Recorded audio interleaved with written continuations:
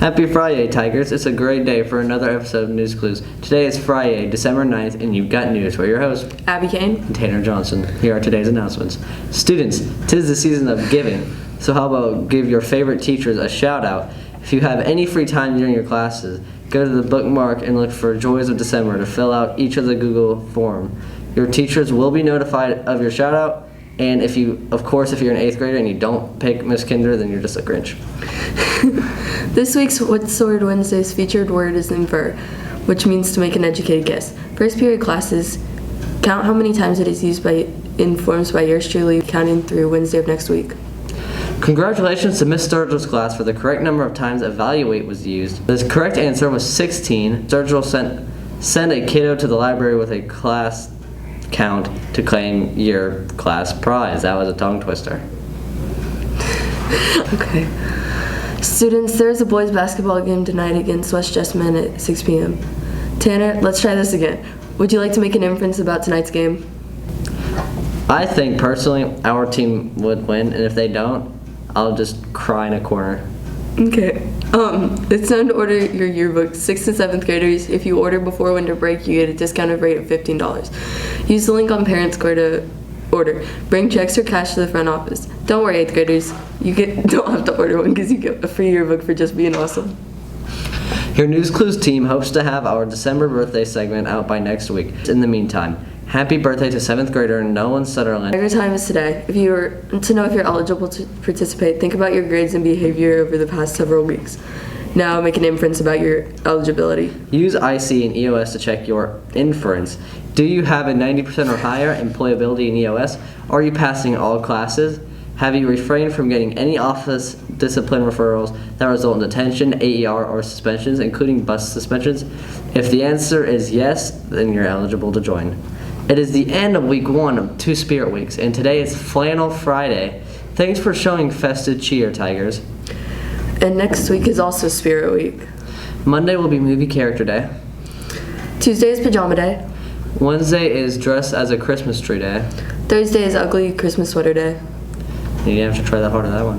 And Friday is Gray Level Color Day. 6th graders wear green, 7th graders wear red, and 8th graders wear gold because we're cooler than everybody else.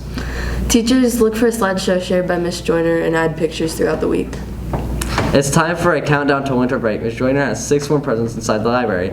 We will keep track of how many days there are until winter break each day. To keep things fair, Miss Joyner will only accept answers in person after 8:20 today. The first student taller than Miss Joyner who stops by the library, which, come on guys, isn't that hard unless you're a 6th or 7th grader, to announce what they're reading over winter break will get a present. We will do this every day until December 16th, which is the final day of school for 2022. For today's lunch, you have a choice of Mandarin chicken with egg roll or fried rice. Yeah, it comes with a fortune cookie, soy sauce, and steamed broccoli. And that's it for today, Tigers. Don't forget to stay tuned for the clues. On tomorrow's news. See you then.